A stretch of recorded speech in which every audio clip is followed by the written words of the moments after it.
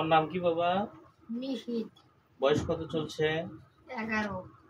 তুমি কি সমস্যা নিয়ে আসছো বাবা? জ্বর। জ্বর। তোমার এই জ্বরের সঙ্গে কি এমন কি মনে হচ্ছে খুব মাথা ব্যথা হচ্ছে? হ্যাঁ।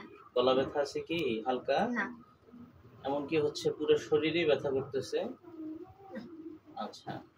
এমন কি হচ্ছে যে তোমার যে জ্বর আসছে, তোমার বাড়ির আশেপাশে বা তোমার পরিবারের মধ্যে আর কারো জ্বর ছিল?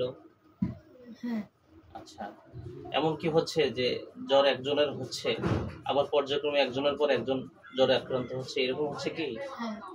সম্মানিত দর্শক, দেখেন ছেলেটির নাম হলো নিশিত, 11 বছর বয়সের বাচ্চা। তো সে আমাদের কাছে আসছে জ্বর সর্দি কাশি নিয়ে।